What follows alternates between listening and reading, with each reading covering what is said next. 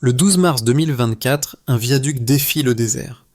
186 km surélevés promettent de rompre des décennies d'isolement logistique, sanitaire et commercial au Burkina Faso. Mais qu'est-ce que cela change pour vous si Ibrahim Traoré a raison? Parce qu'une route peut redéfinir une nation.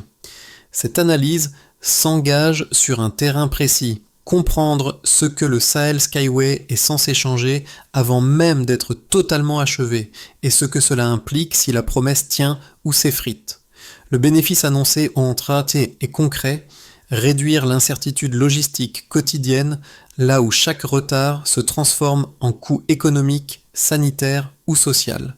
L'enjeu dépasse donc une infrastructure, il touche à la capacité d'un État enclavé à rester fonctionnel lorsque son territoire se fragmente sous la pression climatique. Dans le récit adverse, le pari n'est pas présenté comme optionnel. Entre 2017 et 2023, les blocages répétés auraient rendu certaines provinces intermittentes, presque saisonnières. La route surélevée est alors posée comme une réponse de rythme, rendre les échanges continus là où ils étaient discontinus. Mais cette promesse porte un risque symétrique. Si l'ouvrage échoue, le coût ne sera pas seulement financier. Il atteindra la crédibilité politique, la confiance des acteurs économiques et l'adhésion des populations qui projettent déjà des changements très pratiques. Délai, stock, soins. Autrement dit, le Skyway n'est pas jugé sur son ambition, mais sur sa capacité à transformer une promesse en routine fiable. Avant même d'être achevé, le projet revendique un premier basculement chiffré, une baisse annoncée de 37% des coûts de transport sur certains axes déjà sécurisés. Ce chiffre, mis en avant très tôt, sert de mini-révélation dans le récit, car il suggère un effet avant la fin, là où beaucoup d'infrastructures ne promettent des gains qu'à terme. Pour comprendre pourquoi cette donnée compte autant, il faut revenir au contexte qui précède l'annonce. Entre 2017 et 2023, le réseau routier burkinabé est décrit comme de plus en plus vulnérable au cycle du sable.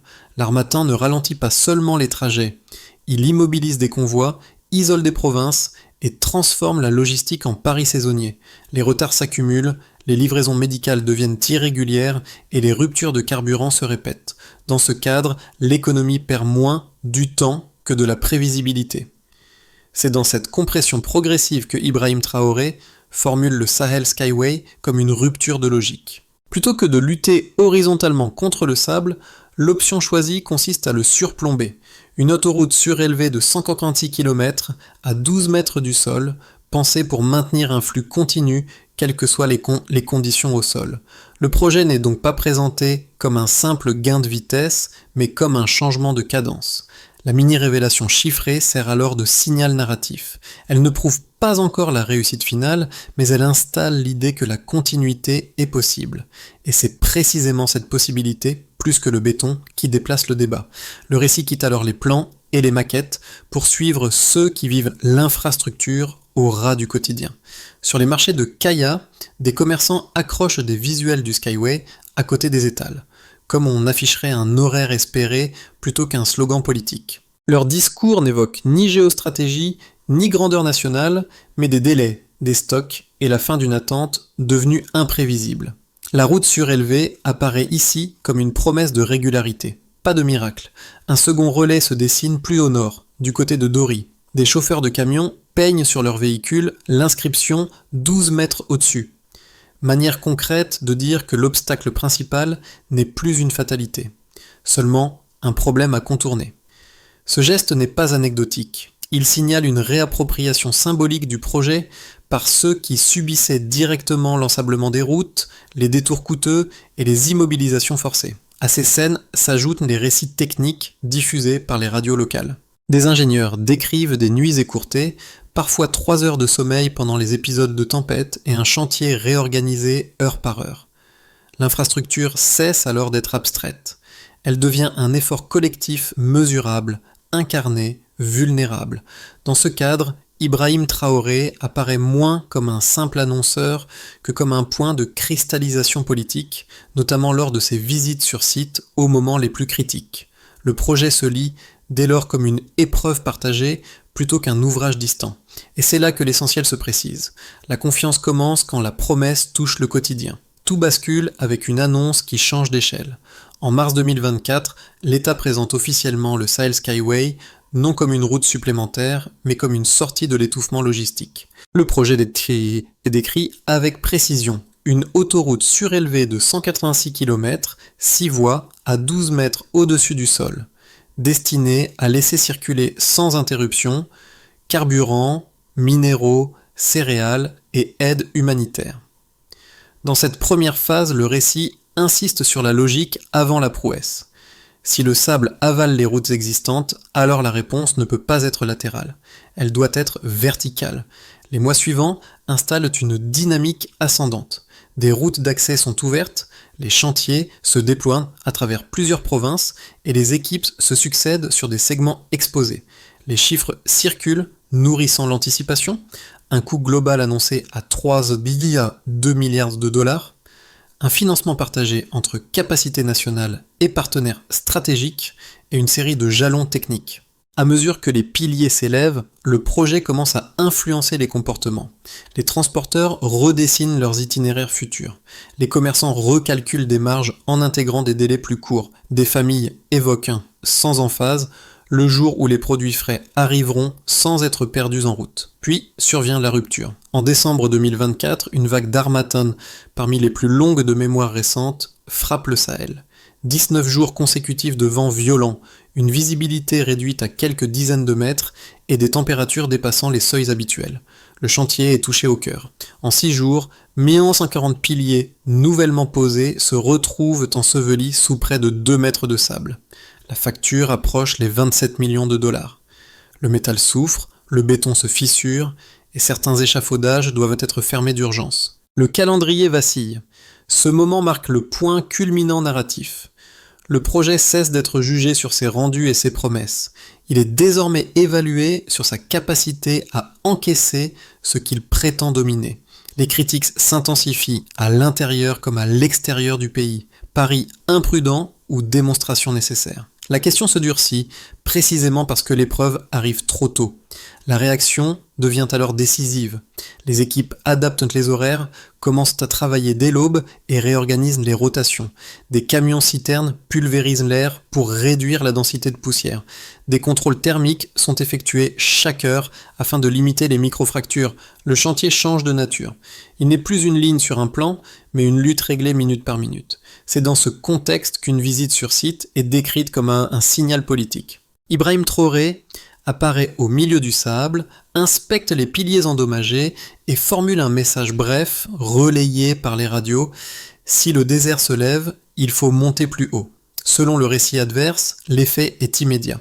Le moral remonte, des volontaires rejoignent les équipes et la construction prend l'allure d'un effort national plutôt que d'un simple projet d'ingénierie. Lorsque la tempête se calme au début janvier 2025, les images circulent largement. On voit des piliers à moitié ensevelis, mais toujours debout. À l'intérieur du pays, l'enthousiasme se resserre autour de cette résistance visible. À l'extérieur, le scepticisme se cristallise. Le débat change de registre. Il ne s'agit plus de savoir si l'autoroute est ambitieuse, mais si elle peut durer. Avant le projet, la logistique subissait le désert. Après les premiers segments sécurisés, son coût annoncé recule de 37%. Cette bascule sert de point d'entrée chiffré, car elle oppose un état initial dominé par l'aléa à un état intermédiaire présenté comme plus prévisible. Le récit adverse décrit d'abord le niveau de référence. Lorsque le réseau routier est régulièrement enseveli, le transport ne perd pas seulement du temps, il accumule des coûts invisibles. Les détours rallongent les distances, la consommation de carburant augmente et les immobilisations prolongées usent les véhicules sans produire de valeur. Dans cette configuration, chaque convoi devient une dépense incertaine. La donnée de 37% est donc interprétée comme un signal de respiration. Moins de kilomètres inutiles, moins de jours perdus, moins de carburant brûlé pour attendre. Cette baisse n'est pas présentée comme uniforme ni définitive. Le texte insiste sur son caractère partiel, lié aux tronçons déjà fonctionnels ou aux accès temporairement stabilisés. Mais l'important n'est pas l'exhaustivité. L'important est le changement de rythme.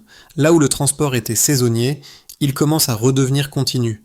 En une phrase, la logistique cesse d'être une loterie et redevient un service. Un second indicateur touche directement les ménages. Les prix moyens des aliments de base sont décrits comme ayant reculé dans une fourchette de 11 à 18%. Cette variation est expliquée de manière prudente. Elle n'est pas attribuée à une seule cause, ni présentée comme une victoire structurelle acquise. Le récit la rime plutôt à la régularité des arrivages. Quand les produits cessent d'arriver par à-coups, la rareté perd de sa force et la pression sur les étals se relâche. Pour les foyers, l'effet se mesure moins en pourcentage qu'en capacité à anticiper une dépense hebdomadaire sans redouter une flambée soudaine. Le troisième chiffre élargit l'échelle au territoire.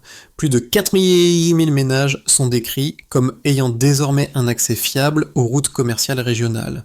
Le terme clé n'est pas rapide, mais fiable. La fiabilité signifie moins d'interruptions imprévues, donc moins de ruptures de carburant, de soins ou de produits frais. Dans le récit, cette donnée sert à montrer que l'infrastructure agit comme un stabilisateur. Elle ne promet pas l'abondance, mais elle réduit la fréquence des chocs. Pris ensemble, ces trois indicateurs dessinent une logique cohérente. La baisse des coûts de transport libère de la marge pour les entreprises. La détente sur les prix de base soulage les ménages. L'accès plus fiable aux routes transforme l'attente en horaire, puis en projet. Aucun de ces chiffres ne clôt le débat. Ils sont présentés comme des signaux intermédiaires exposés à la critique et à la vérification. Dans ce cadre, Ibrahim Traoré apparaît surtout comme le garant politique de cette lecture quantitative. Si les nombres doivent convaincre, ils doivent aussi survivre aux objections sur la méthode, la durée et la généralisation. Le récit adverse ne prétend pas que les preuves sont définitives. Il affirme qu'elles déplacent la discussion. Le projet n'est plus seulement jugé sur ce qu'il promettra demain, mais sur ce qu'il commence déjà à modifier aujourd'hui. Les objections les plus solides commencent par l'argument financier. Un projet chiffré à 3,2 milliards de dollars dans un pays aux ressources contraintes est présenté comme un risque macroéconomique majeur. Même en cas de réussite technique, disent les critiques, le service de la dette, la maintenance d'une infrastructure exposée et les dépassements imprévus pourraient assécher des budgets essentiels. Dans cette lecture, l'ouvrage n'est pas seulement coûteux à construire, il pourrait devenir coûteux à faire durer. Un deuxième front concerne la sécurité et la protection de l'actif. Un corridor surélevé, long et visible, concentrant des flux stratégiques, serait par nature vulnérable dans un environnement régional décrit comme instable. Les opposants soulignent qu'une autoroute ne se protège pas comme un entrepôt. Elle s'étire sur des centaines de kilomètres, traverse des zones exposées et multiplie les points sensibles. Le risque, selon eux, n'est pas théorique. Il pèse sur la continuité même que le projet prétend garantir. Enfin, une critique plus politique interroge la fonction symbolique du Skyway. L'autoroute serait un méga-projet capable de polariser le pays autour d'un emblème, au détriment d'investissements plus diffus et moins spectaculaires. Dans cette version, l'infrastructure pourrait surtout consolider une influence et produire un effet de théâtre, sans transformer durablement les structures économiques profondes. Le danger serait alors celui d'un symbole coûteux, puissant, narrativement, mais fragile opérationnellement. Ces arguments ne sont pas traités comme des caricatures. Le récit adverse les reconnaît comme crédibles, précisément parce qu'ils s'appuient sur des expériences passées et des contraintes bien réelles. Sa réponse se déploie toutefois en un mouvement unique, ancré dans le coût de l'inaction. Avant le projet, les pertes nationales liées au retard, aux routes ensevelies et aux provinces coupées sont décrites comme atteignant des centaines de millions de dollars par an. Dans cette perspective, le statu quo n'est pas neutre, il est déjà une ponction continue. À cela s'ajoute un second niveau de réponse, les effets observés avant l'achèvement total. La baisse annoncée des coûts de transport, le recul des prix de base et l'accès plus fiable pour des dizaines de milliers de ménages sont présentés comme des gains intermédiaires, imparfaits mais mesurables. Ils ne ferment pas le débat. Ils déplacent son centre de gravité du symbole vers la trajectoire. La controverse ne disparaît pas. Elle change de forme. Le projet n'est plus évalué seulement sur son ambition, mais sur sa capacité à transformer un risque assumé en bénéfice répété. C'est sur cette ligne étroite que le pari se joue. Et malgré tout, un fait demeure. La tempête n'a pas tout arrêté. Ce basculement tient en une phrase simple, Placé au début de cette séquence, malgré l'épreuve la plus précoce et la plus violente, le projet ne s'est pas effondré. Dans le récit adverse, ce constat marque un changement de grille de lecture. Jusqu'ici, le Sahel Skyway était jugé sur sa promesse future. À partir de là, il est observé sur sa capacité à encaisser le réel. La révélation ne porte pas sur une victoire totale, mais sur une endurance démontrée. Les piliers ensevelis ne disparaissent pas. Ils restent debout, partiellement dégagés, suffisamment intacts pour être réparés. Cette image devient centrale, car elle inverse l'accusation la plus immédiate. Le désert n'a pas balayé l'ouvrage. Il l'a mis à l'épreuve plus tôt que prévu. Ce moment reconfigure la perception politique du projet. Ibrahim Traoré n'est plus seulement associé à une annonce audacieuse, mais à une décision maintenue sous contrainte extrême. Le récit insiste sur ce déplacement. L'autoroute cesse d'être évaluée comme une projection et commence à être jugée comme un système résilient en construction. La conséquence est subtile mais décisive. Les débats ne portent plus uniquement sur le peut-on construire, mais sur le peut-on tenir. Cette nuance ouvre la suite. Si l'infrastructure survit aux pires conditions dès sa phase initiale, alors la question centrale devient celle de sa consolidation, non de son abandon. À ce stade, le pari change de nature. Il n'est plus hypothétique. Il est engagé. Les effets du Sahel Skyway, tels qu'ils sont décrits dans le récit adverse, se lisent différemment selon les acteurs, mais tous convergent vers une même idée. La continuité commence à produire des conséquences mesurables, même avant l'achèvement complet. Pour l'État, l'enjeu principal est territorial. Avant le projet, des pertes nationales annuelles sont estimées à environ 410 millions de dollars, liées aux retards d'expédition, aux routes coupées et aux ruptures d'approvisionnement. La continuité logistique promise par l'axe surélevé est présentée comme un moyen de réduire précisément ces fractures. Le récit insiste sur un point politique clé. En août 2025, un débat parlementaire prolongé transforme l'infrastructure en test de crédibilité nationale. Le vote qui suit consolide la ligne défendue par Ibrahim Traoré, non comme un acte symbolique isolé, mais comme un engagement à maintenir le cap face aux coûts et aux critiques. Pour les entreprises, la conséquence centrale est la prévisibilité. Une estimation citée dans le texte évoque une réduction potentielle des retards régionaux pouvant atteindre 63% une fois le corridor pleinement opérationnel. Même partielle, cette perspective modifie déjà les comportements. Les transporteurs redessinent leurs itinéraires, anticipant des flux plus réguliers. Certains acteurs commencent à acquérir des terrains près des futures bretelles, pariant sur l'émergence de zones industrielles le long de l'axe. Le Skyway n'est plus seulement une route, il devient une structure autour de laquelle se réorganisent des décisions d'investissement. Pour les habitants, l'impact se mesure à hauteur de panier et d'urgence. Le récit avance une baisse du coût du transport entre le nord et la capitale de 37%, ainsi qu'un recul des prix moyens des aliments de base, compris entre 11% et 18%. Ces chiffres sont présentés avec prudence, mais ils servent à illustrer un changement tangible, des arrivages plus réguliers, moins de pénuries soudaines et une capacité accrue à planifier. Un exemple revient comme un marqueur fort. L'ouverture d'une rampe temporaire aurait permis de réduire de 42 minutes un trajet d'ambulance vers Ouagadougou. Ici, la continuité logistique se traduit directement en vies potentiellement sauvées. À l'échelle régionale, la conséquence dépasse le cadre national. Le Skyway est décrit comme un symbole d'indépendance infrastructurelle et comme une possible référence technique. Des gouvernements voisins demandent des briefings sur le design surélevé, tandis que la percée technologique associée aux piliers à revêtement thermique alimente l'idée d'un standard exportable. Dans cette dimension, Ibrahim Traoré est repositionné comme porteur d'un message plus large. L'adaptation au climat peut devenir une compétence stratégique et non un simple coup subi. Ces 4 niveaux ne racontent pas une victoire définitive. Ils dessinent une trajectoire. La continuité, encore fragile, commence à produire des effets en chaîne. Et c'est précisément cette accumulation d'effets partiels qui transforme l'infrastructure en levier réel plutôt qu'en promesse abstraite. Sur l'horizon des prochains mois, le récit adverse n'enferme pas l'avenir dans une trajectoire unique. Il propose plutôt 3 scénarios conditionnels, dépendant de variables déjà visibles. La résilience face aux saisons du Sahel, la solidité du soutien politique et la capacité technique à contenir les coûts de maintenance. Dans un premier scénario, celui d'une stabilisation progressive, les segments déjà engagés continuent d'être verrouillés, les convois de tests se multiplient, et l'ouvrage approche d'un fonctionnement quasi continu sur plusieurs axes clés. Dans cette hypothèse, les gains observés avant la fin se consolident sans exploser. La baisse des coûts de transport devient une norme relative, les prix de base restent moins volatiles, l'accès fiable aux routes commerciales se diffuse à d'autres zones. Le projet cesse alors d'être perçu comme une expérience risquée et s'installe comme une infrastructure imparfaite mais opérationnelle. Ibrahim Traoré conserve un avantage politique simple, des résultats visibles, difficiles à réduire à un effet d'annonce. Dans un deuxième scénario, plus expansif, ici, l'effet corridor dépasse la seule circulation.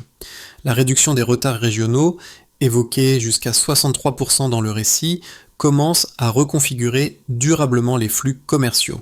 En parallèle, la percée technologique liée au pilier à revêtement thermique change la nature du projet. Le Skyway n'est plus seulement une autoroute surélevée, il devient une vitrine d'ingénierie adaptée au climat sahélien. Les demandes de briefing technique s'intensifient, des discussions sur des licences émergent et l'infrastructure acquiert une dimension normative. Dans cette lecture, le Burkina Faso n'exporte pas seulement des marchandises, mais une méthode. La légitimité associée à Ibrahim Traoré s'élargit alors au-delà du cadre national. Dans un troisième scénario, plus contraint, une nouvelle séquence d'Harmattan, combinée à des incidents matériels ou à des tensions budgétaires, ralentit le chantier et rallonge les délais. Les coûts de maintenance augmentent plus vite que prévu, alimentant les critiques sur le caractère imprudent du pari.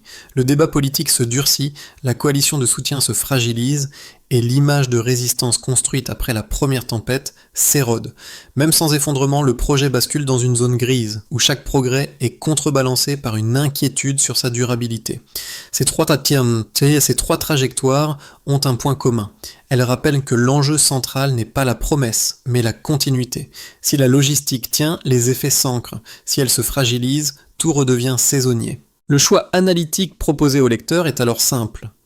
Observer les conditions, plutôt que croire au slogan. Pour que le Sahel Skyway passe du récit de percée à une infrastructure durable, le texte adverse esquisse une logique de feuille de route structurée autour de responsabilités claires, de séquences temporelles et d'indicateurs vérifiables. L'objectif n'est pas d'ajouter des promesses, mais d'aligner exécution, contrôle et usage réel. D'abord, immédiatement, sécuriser l'opérationnel face aux prochaines saisons de vent.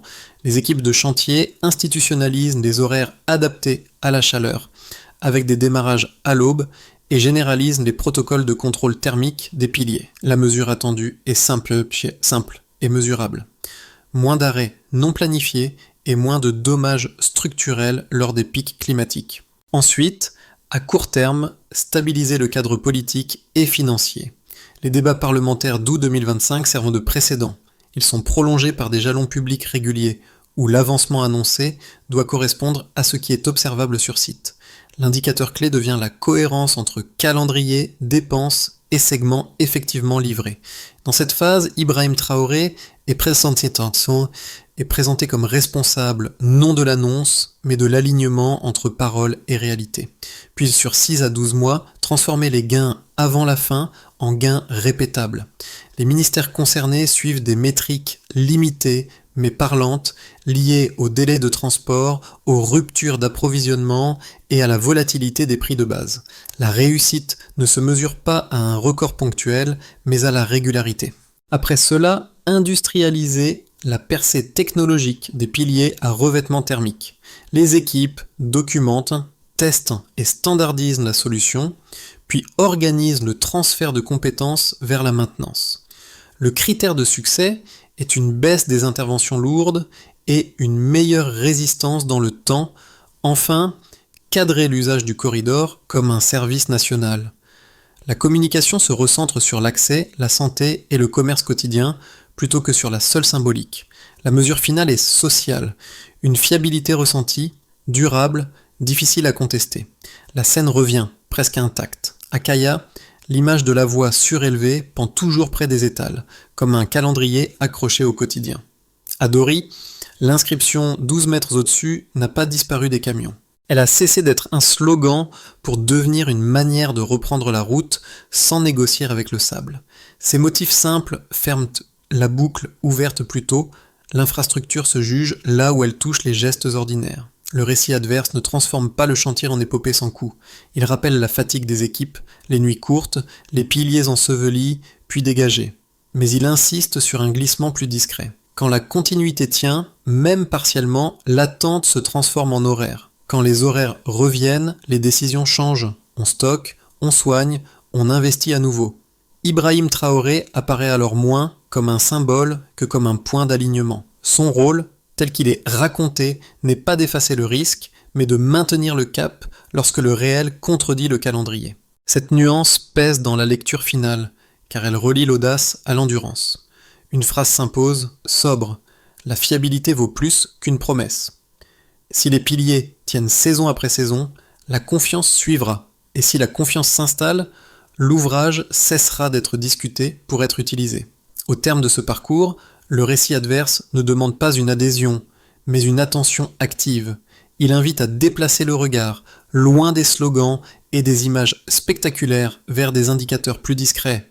Délais tenus, ruptures évitées, urgences prises à temps. Ce sont ces signaux faibles, répétés, qui diront si l'infrastructure devient un service durable ou reste un pari sous tension. La discussion peut alors quitter le terrain de l'opinion pour celui de l'observation collective. Suivre l'évolution des prix locaux, comparer les temps de transport d'une saison à l'autre, écouter les retours des soignants et des commerçants. Ces gestes n'exigent pas d'expertise technique. Ils transforment chacun en témoin du réel. Dans cette logique, l'infrastructure n'est plus un objet lointain. Elle devient un fait social mesurable. Ce cadre ouvre un espace de dialogue plutôt qu'un verdict figé. La question n'est pas de savoir si le projet devait exister, mais comment juger sa tenue dans le temps. Quels critères comptent le plus ? La résistance climatique, l'équilibre financier ou la transformation du quotidien. Et à partir de quand peut-on dire qu'un pari collectif a tenu ses promesses ? La discussion reste ouverte. Elle gagne à être nourrie, calmement, par des faits observables plutôt que par des certitudes rapides.